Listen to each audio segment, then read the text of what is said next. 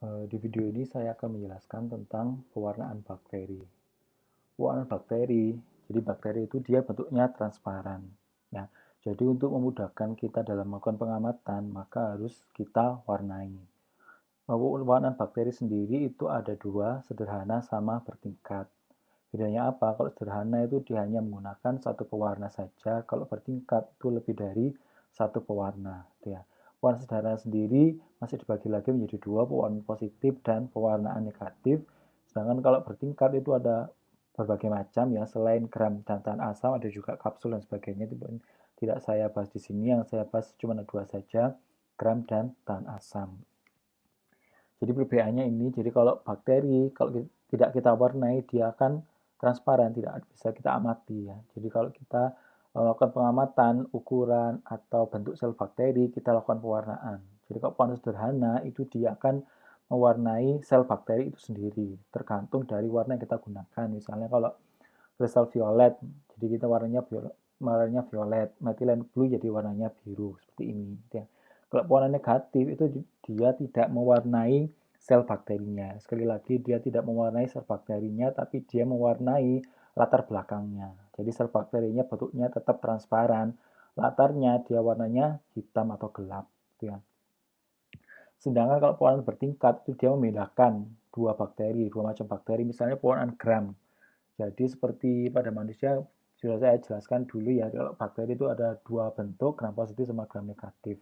Kalau di warna gram, jadi gram positif dia akan berwarna uh, ungu ya, ungu atau biru. Kalau gram negatif dia warnanya merah, seperti itu.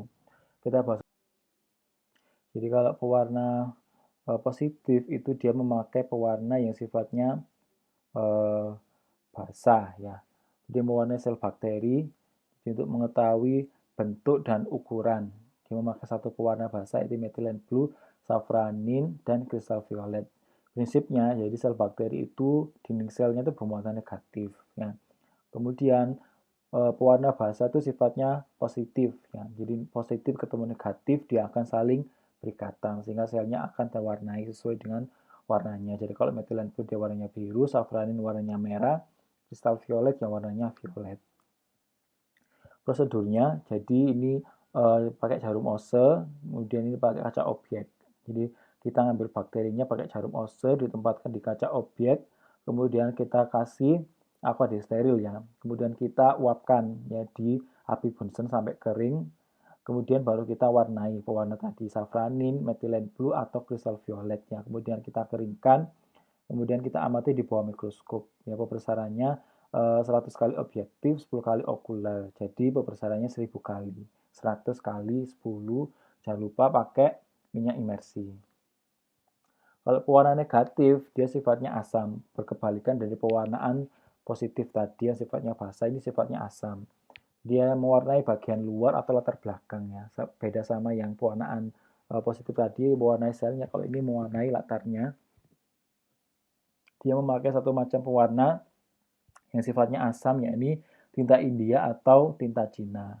Di prinsipnya, sel bakteri sama dia jenis selnya bermuatan negatif, sedangkan pewarna asam ini juga muatannya negatif. Jadi kalau negatif-negatif kan dia tidak berikatan, jadi dia mewarnai yang bagian luar. Jadi prosedurnya, tinta India atau tinta Cina kita tempatkan di salah satu bagian dari kaca objek ya. Kemudian kita ambil bakteri pakai jarum ose ya. Kemudian kita pakai kaca objek yang lain ya untuk meratakan. Ya, kaca objek di sini kita ratakan tinta Indianya sampai kita geser ke bagian sana ya. Sampai rata, kemudian kita keringkan di udara ya. Jadi dia akan bentuknya transparan seperti ini. Nah, dia pewarna negatif, bentuknya kokus ya. Jadi keuntungannya pewarna negatif ini dia mengetahui bentuk asli dari bakteri sesungguhnya karena dia tidak melakukan pemanasan seperti pewarnaan positif tadi kan dia harus dikeringkan di api Bunsen. Kalau ini dia tidak. Jadi ukuran bakterinya itu sama persis seperti aslinya. Kemudian kita bahas tentang pewarnaan bertingkat. Pewarnaan bertingkat kita bahas yang pertama ini pewarnaan gram. Jadi kalau bertingkat ini dia memakai lebih dari satu pewarna. Di sini dia memakai 3 pewarna ya. Yang pertama pewarna primer dia pakai kristal violet. ya. Jadi kaca objek sama seperti pewarnaan positif tadi. Jadi kaca objek kita lakukan fiksasi pakai aquades, kemudian di api bersih dikeringkan, baru dikasih kristal violet. Ya, waktunya 1-2 menit. Kemudian kita tambahkan iodin, waktunya juga 1-2 menit. Kemudian baru warna pakai alkohol 70% ya. 96%, waktunya 30 detik gitu ya. Cepat. Jangan sampai terlalu lama karena alkohol ini kan sifatnya antiseptik, desinfektan gitu ya. Jadi kalau dia terlalu lama nanti bakterinya akan hilang. Jadi jangan lupa prinsip dari pewarnaan ini juga kita perhitungkan waktunya. Waktunya 30 detik. Kemudian kalau pewarna negatif, kemudian yang terakhir kita pakai safranin. Safranin juga waktunya sampai 2 menit. Jadi kalau dia gram positif, dia warnanya ungu. Ungu itu dari pewarna yang pertama primer. Kalau negatif, dia pewarna dari pewarna sekunder, yang pembanding, yakni safranin yang warnanya merah. Gitu ya. Jadi gram positif dia warnanya ungu, gram negatif dia warnanya merah dari safranin. Seperti itu. Kemudian pewarnaan bertingkat yang kedua yakni tahan asam. Tahan asam ini biasanya untuk membandingkan Mycobacterium tuberculosis. Mycobacterium tuberculosis ini dia tidak termasuk gram positif dan gram negatif. Jadi dia untuk melakukan pengamatan kita pakai namanya pewarnaan bertingkat gitu ya. Caranya ini sama, jadi di kaca objek kita kasih bakteri, kemudian kita teteskan karbon fuksin. Ini pakai metode panas, jadi kaca objeknya ditempatkan di beker kelas yang sudah dipanaskan ya, diuapkan selama 5 menit, tapi jangan sampai menguap. Jadi kalau menguap nanti bakterinya hilang. Jadi kita panaskan di uap supaya pewarna ini masuk ke dalam sel bakteri gitu ya. Kemudian baru kita hilangkan pakai air ya. Kemudian kita dekolorasi pakai asam alkohol.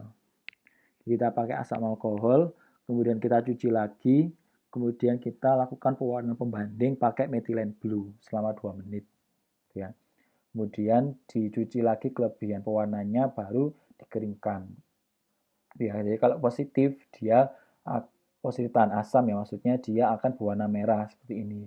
Jadi kalau dia tidak tahan asam, dia akan berwarna dari pewarna pembanding, yakni methylene blue, warnanya biru. Seperti itu. Terima kasih, sekian video dari pewarnaan bakteri.